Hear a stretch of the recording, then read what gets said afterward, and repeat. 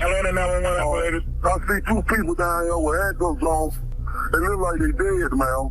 Hold on. One of them is still breathing. The cab 911. Some guy with some necklace on in front of my door. Who is? Said it's FBI. They told me to open the door. What are they doing now? They put him in the car with them. Who did they put at the car? I think they got my son, the rat cave. They probably they just pulled off. They don't. On August 30th, 2014, around 12:30 a.m. in Decatur, Georgia, Calvin Reddick reported that his 24-year-old stepson, Jeronta Brown, and his 7-month-old pregnant fiancée, Briana Brooks, had been abducted from his home. The victims were later found shot in the back of their heads in execution style. The crime scene painted a gruesome picture of their final moments. You know, I mean, all murders are horrific, but this is probably the worst one I've ever worked. Whoever pulled that trigger is a psychopath. A growing list of suspects turned the investigation into a tangled web of mystery that only grew darker with every turn. Calvin, I'm trying to find out who killed Jeronta. Yeah. And probably who killed Briana. The detectives rushed to Calvin Reddick's residence, but the culprits had already left the scene. After searching for Jeronta and Briana for more than 5 hours, another chilling 911 call came in. Atlanta 911 operator. I see two people down here with handcuffs on. They look like they dead, man. Hold on. One of them is still breathing. Detectives made their way to the crime scene, and upon reaching it, they found that both Jeronta and Briana had been shot at close range in the back of the head in an execution style, with their hands handcuffed at the back. Although it was too late to save Jeronta, Briana was found barely clinging to life and was rushed to hospital. Detectives thoroughly searched the scene for evidence and made a significant discovery. What's this? 9mm. Near the bodies, they discovered a 9mm projectile and a matching shell casing. As the murder investigation progressed, detectives learned from Jeronta's stepfather, Calvin, that the assailants had repeatedly called him after the kidnapping, demanding $150,000 for the pair's safe return. These phone calls turned out to be a crucial lead, ultimately guiding detectives to the perpetrators. Certainly, stepdad is going to be someone we need to talk to, try to make some sense out of this. The fact that a ransom demand was made, the fact we have a suspect's phone number, it's something to go off of. Detectives obtained Calvin's phone records and identified the number used to make the ransom demands.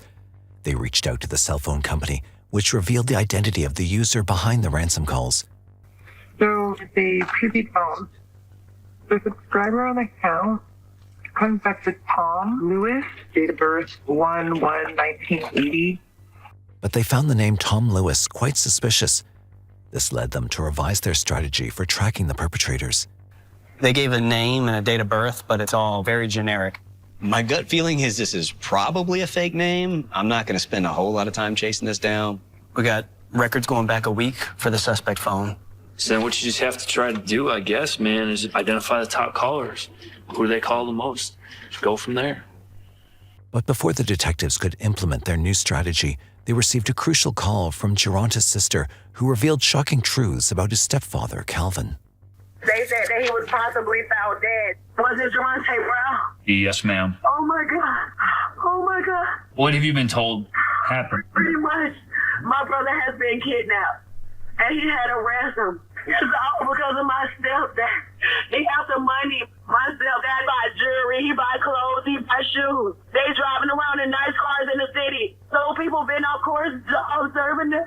My brother ain't have nothing to do with it. And my brother is dead. My God. I'm sorry for your loss. We're going to do everything we can.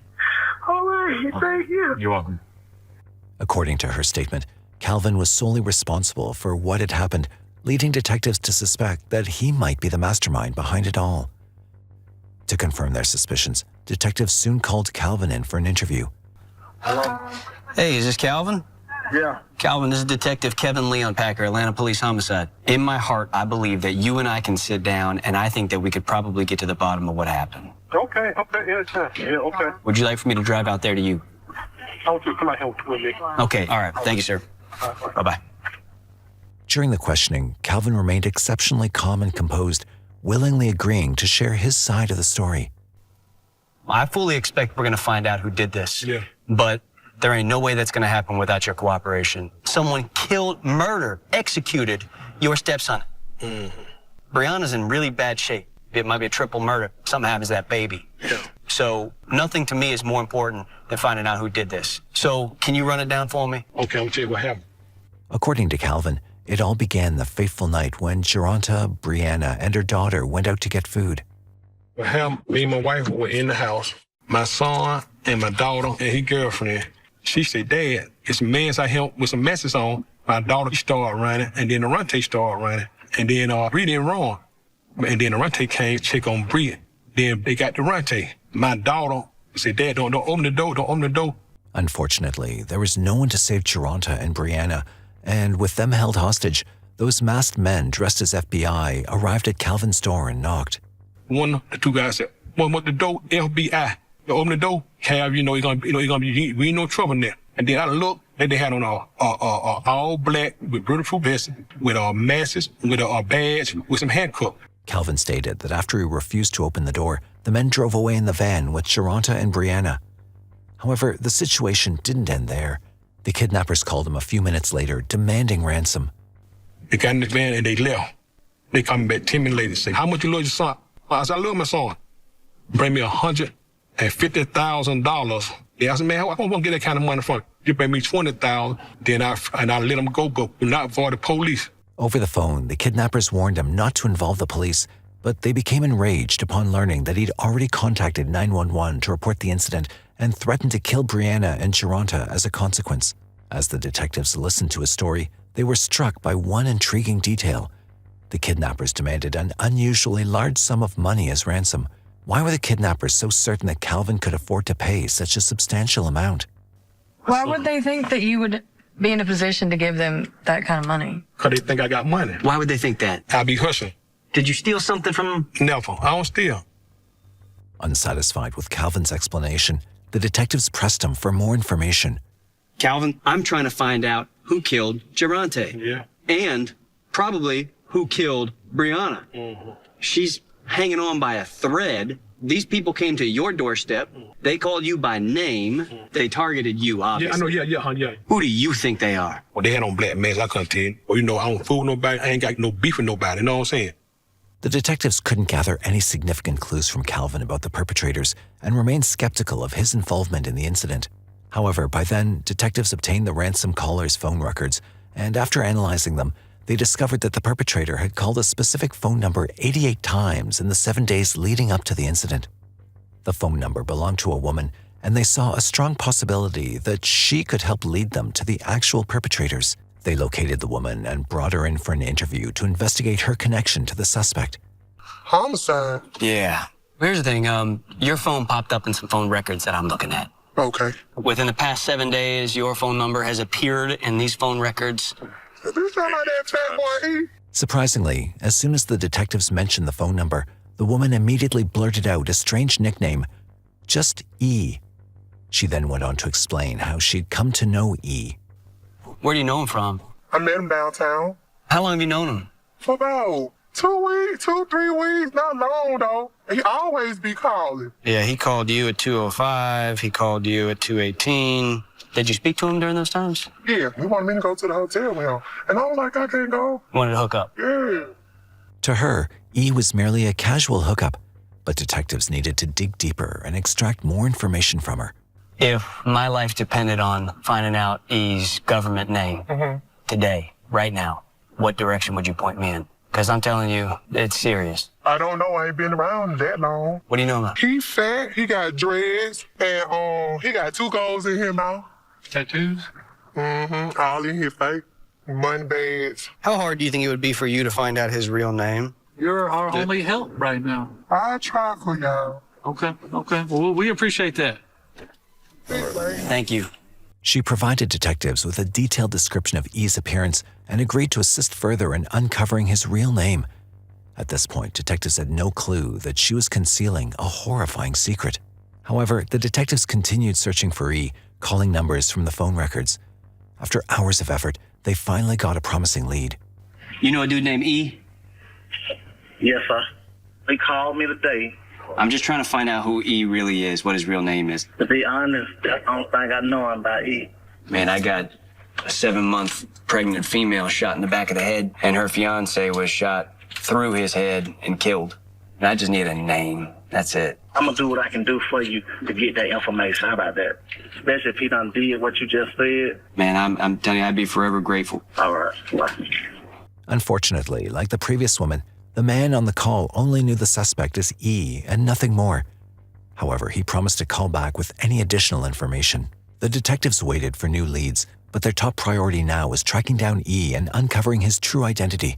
They hoped for leads from Briana, but as time passed, that possibility seemed to be slipping away. She remained in critical condition. Just 3 days later, tragic news was delivered. Briana's condition was not improving, and her family had decided to pull her off of life support. But the doctors were able to save Briana's baby daughter. Okay, got it. Thank you. Briana Brooks didn't survive her injuries. The baby's doing okay, and is expected to survive. But that baby is now going to grow up without a mom. Even though the daughter was premature, doctors confirmed that she would go on to lead a normal life and was expected to have no life-threatening complications. With Briana also dead, the case had now turned into a double homicide. The pressure was building up, and at this point, detectives directed their attention to the man from E's phone records who said that he'd try to find out more information on E's whereabouts and call them as soon as possible. However, it had been more than 3 days, but that man never called.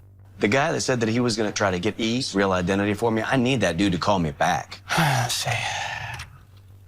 Detectives checked E's phone records once again to check how many times this man's number appeared in there, and the results were shocking. For the past week, this dude appears 120 times. He's a top caller in the dude's records. This meant that after the detectives had reached out to him seeking help initially, he contacted E but chose to keep it a secret from the detectives.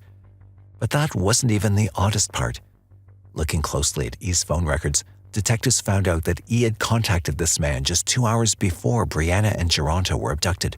E called this guy 2 hours before the kidnapping occurred. So they spoke right before the kidnapping. Investigators knew that this man was hiding something, and they needed to know what it was. Soon they were able to pull his phone records as well, and found out that this man was 38-year-old Andre Gay. When the detectives searched his name through their database, they learned that Andre was a convicted felon. From November 24th, 1990, he was brought in. Let me go look that up. I'm gonna go get the book. Andre had been arrested on November 24th, 1990, and had served 24 years in prison for a double murder. In fact, he'd been released only 7 months ago and was currently on probation. Wow. See? I remember this night because I worked morning watch and it happened as soon as he got to work. They shot everybody up. He was 16 or 15, I can't remember. He was young. Person shot through the door, striking victim in the head. The detectives pulled the report on Andre's murder case and learned that Andre had been on a robbery spree in an apartment complex. High on thrill, he shot into an apartment and killed a 39-year-old woman and a 6-month-old baby that the woman was babysitting that night. You think he'd be capable of doing this again? We need to get him in here and see what he's got to say. With this new information, Andre became a strong suspect in the case. Detectives needed to bring him in for questioning, but before that could happen, investigators had to change course. As it had already been 9 days since Briana and Jeronta were abducted, the case was being covered by major news channels and it had gained popularity. In such scenarios, tips were common, but one tip stood out from the rest and required the detectives' urgent attention. Yeah, this tipster called the homicide office this morning. She said that a good friend of hers got a voicemail the night of the kidnappings and murders, and she feels like this voicemail could somehow be related to this case. So we're going to go catch up with that friend of hers. A woman had reached out to the homicide office and told them that a close friend of hers had received a voicemail that was most likely connected to Briana and Jeronta's abduction and murder. Without wasting any time, detectives went to see the man who had received this voicemail. Tell me about the voicemail that you got. You got a disturbing message. I have 2 voicemails. The August 30th is the longest damn voicemail. Okay. What's the time? August 30th. It says 12:56 a.m. Detectives learned that only 30 minutes after Briana and Jeronta were kidnapped, someone had accidentally dialed this man and left a 3-minute voicemail. But that wasn't all. What this man told the investigators next left them completely shocked. What do you think this has got to do? To be honest with you, they got to. Whose number is that it came from? That'd be Andre Gay. I got to take this voicemail off the phone, take it back to HQ. Okay. Not knowing that the voicemail was sent by Andre, detectives were sure that he was involved in Briana and Jeronta's abduction. Detectives acquired the voicemail from this man to analyze it further at the headquarters. Listening to each and every word in the voicemail, detectives were left in chills as they got a glimpse of the terror Briana and Jeronta had gone through that fateful night. So this is a butt dial voicemail that was left 30 minutes after my kidnapping occurred. Oh, wow. We ain't trying to hurt your baby, ma'am. She was 7 months pregnant. But there was something else that truly piqued their interest in the voicemail. They heard a voice that sounded alarmingly familiar to them.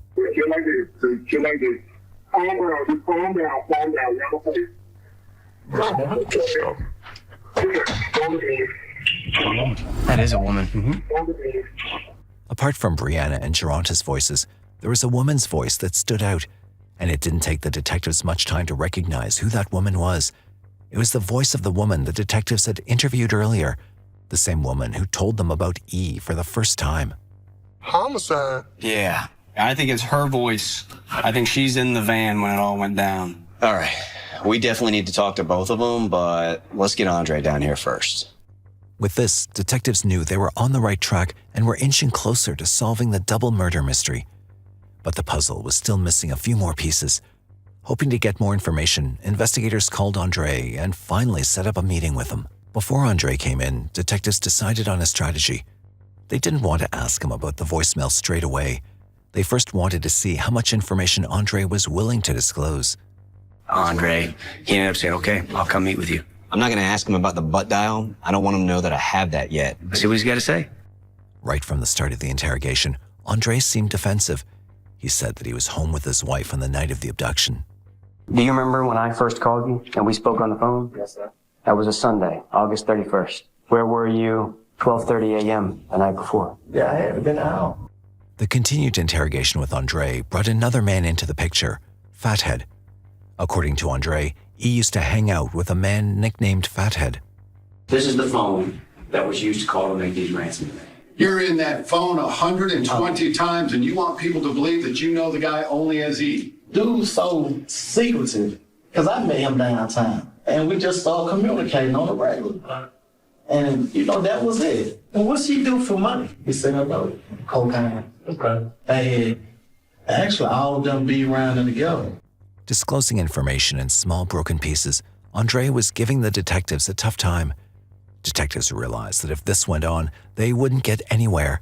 It was now time to play the wild card. Like, you know something about him? Who he is? They should, because they more cool. Whoever pulled that trigger is a psychopath. As far as any kind of involvement in that, it ain't me.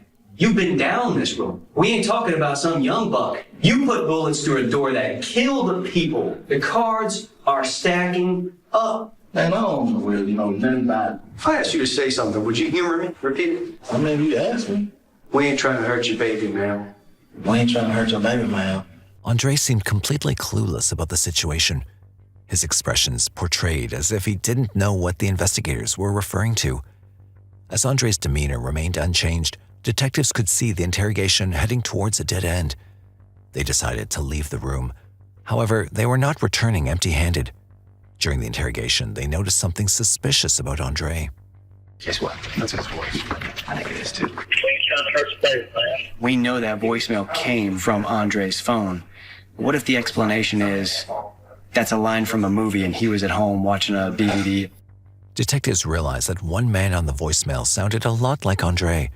But to confirm this, and the fact that the voicemail was recorded during Briana and Jeronta's abduction, they needed solid proof. And sadly, since there wasn't enough evidence to get an arrest warrant for Andre, detectives had to let him go. While still keeping a close eye on Andre, detectives were trying to figure out who Fathead was and how to get to him. They knew that if they could locate Fathead, he would eventually lead them to E. And it was just then that another officer overheard the detectives talking about Fathead. He approached them and told them something they could never have imagined. I have a fathead in my case. Really? His name is Richard Wilson. The officer said that he was working on a case which involved Fathead and even had an open murder warrant for him. On top of that, the officer said that Fathead was a 40-year-old man whose real name was Richard Wilson. When the detectives looked him up on their database, they learned that Fathead was no stranger to the world of crime. He'd faced prior convictions for armed robbery, aggravated assault, and manslaughter, and was released from prison recently. The information I have is that my victim was part of this little robbing crew that Fathead was also involved in. The officer who'd been hunting for Fathead suspected him of killing his robbery partner 8 months ago. Even after searching for months, the officer couldn't find a single trace of him. I'm looking to talk to him, but he's never made himself available. You got a lot of factors in play now. Your girl, she's gonna have a lot to provide. Even though detectives now had some more information about Fathead, there was still no way to figure out where he was hiding. And so detectives turned their attention to the woman whose voice they'd heard on the voicemail, the one they'd interviewed before while searching for E. They knew that this woman was not being honest with them. It was time to confront her, and about 3 days later, the woman was called in for interrogation. However, on the day of the interrogation, the woman did show up, but not without a lawyer. The presence of a lawyer with the woman made it clear that she knew what she was called in for and could get into trouble. But this didn't bother the detectives. They were only hoping that she'd provide them with the missing pieces of information for the case and help them get to Fathead and E. She might be able to bring down the whole pyramid here. So you can start from the beginning. This first time I seen him was on the 21st. Who? Andre. And I said, oh my God, is that Andre? I haven't seen him in 24 years. Right at the beginning of the interrogation, the woman told the detectives that she'd known Andre since before he went to prison in 1990, and ever since then, she'd lost all contact with him. It was only recently, after his release, that she'd reconnected with him. But this revived friendship with Andre was turning out to be a nightmare for her. We went and we picked up Fathead. When we went and got Fathead, I found out that he was going to go get the money from the guy's house. There it is, bam, boom. But he told me that it was only going to take a minute. The woman told detectives that on the night of the abduction, Andre called her up and made plans to hang out. Later, she met up with them, but she was quite surprised when Fathead also joined them. Then she said Andre and Fathead drove the van to Jeronta's father, Calvin's house, and parked outside waiting for his family to show up. And as soon as they did, Andre and Fathead put the plan into action. When the kids started getting out the car, they took down the keys.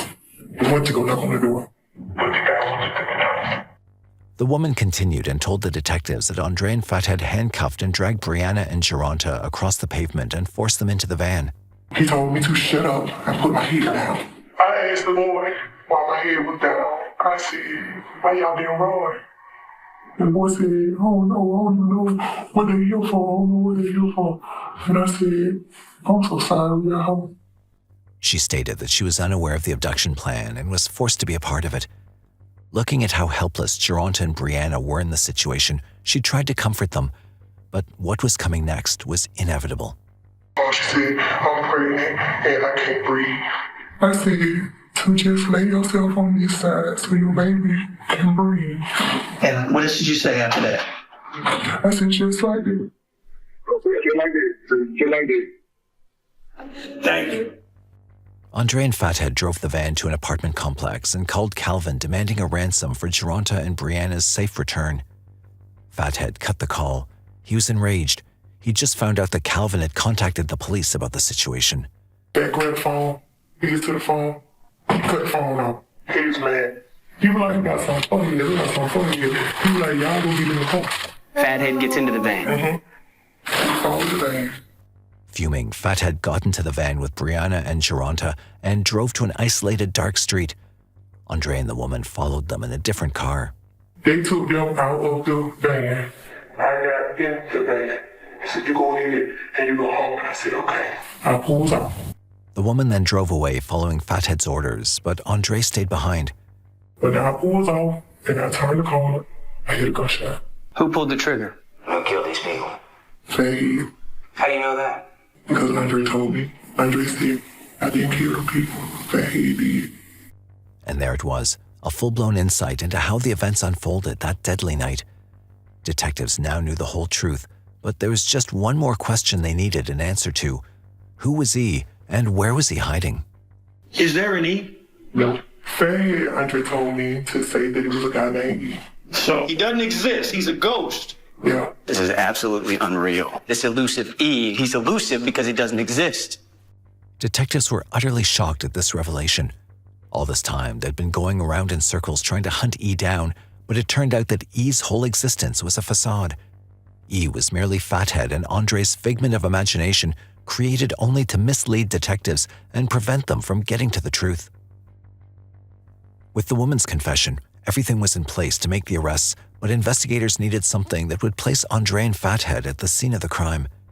The butt dial call starts coming south on 75, and then the I'm not call... gonna hurt you, baby man. I'm not gonna hurt you, baby man. I'm coming down here. Right. Look at the tower. Checking Andre's phone records, cell towers confirmed that he was at the scene of the crime when it took place. Finally, detectives had everything they needed to lock Andre up. Everything that we need now to go ahead and take out the warrants for Andre and Fathead. Just 3 days later, detectives brought in Andre for another round of interrogation. I don't know what I'm being charged with. They put you at the scene of a double kidnapping, which results in a double murder. They put me at the scene of it. They have eyewitness, and your phone hits on certain towers. And this is the good part. You do realize that your phone made a butt dial, right? A butt dial.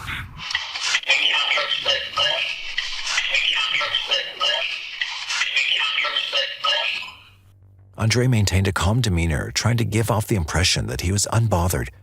On top of that, he straight up denied that he had anything to do with the voicemails. That's not me. But it came off of your phone, even if it's not you. I can't say it didn't come off my phone, but it did, but I know that's not me. So does that mean you want to end the conversation? Why keep talking about it? I don't know nothing about the case. I got a lawyer shield to defend. Go ahead and stand up, Andre. Drunk on delusion, Andre was confident that he'd be able to get out of this unscathed. Now that Andre was under arrest, detectives needed to find Fathead. Now I'm looking for Fathead. He's running from the U.S. Marshals, running from an Atlanta murder warrant. He's got to go. And about a week later, detectives found and arrested Richard Wilson, a.k.a. Fathead, in Birmingham, Alabama. Apparently, he walked into a pawn shop and tried to pawn him AK-47 style machine gun. The guy at the pawn shop was suspicious. He called the police. Birmingham PD showed up. He said, "My name's Richard Wilson." He's down at the county jail down there now. The next day, Fathead was extradited to Atlanta and brought in for questioning. Detectives were expecting that, just like Andre, Fathead too would deny every allegation and make up stories. But that didn't turn out to be the case.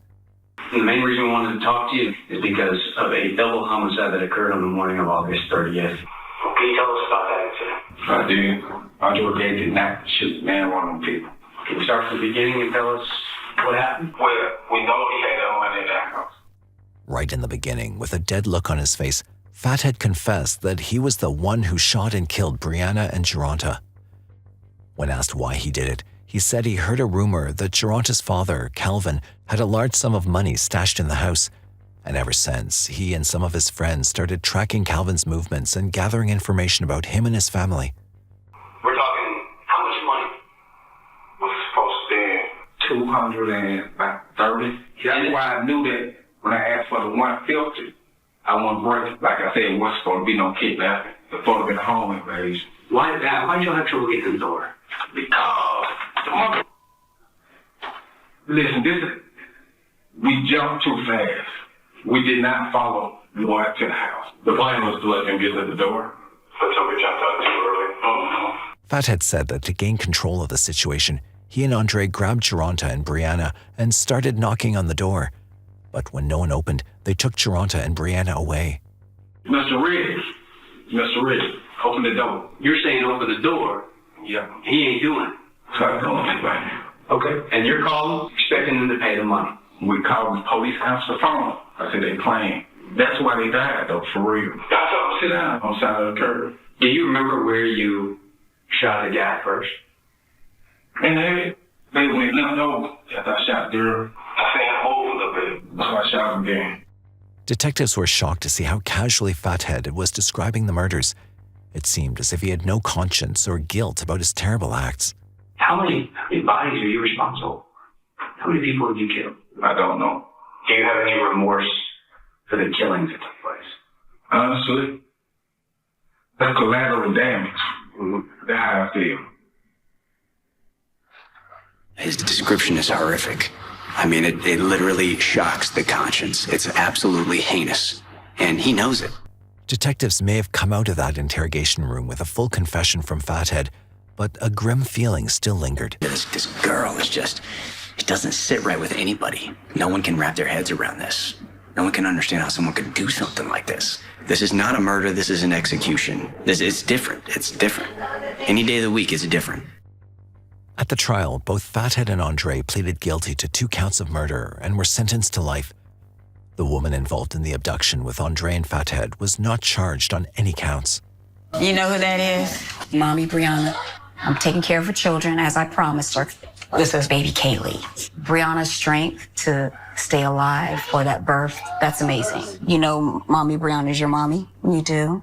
You think she looks like you? Yeah. You do?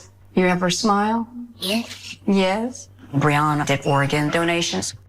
Briana and Jeronta's daughter, Kaylee Brown, grew up under the care of her grandmother, Brianna's mother, Sadria.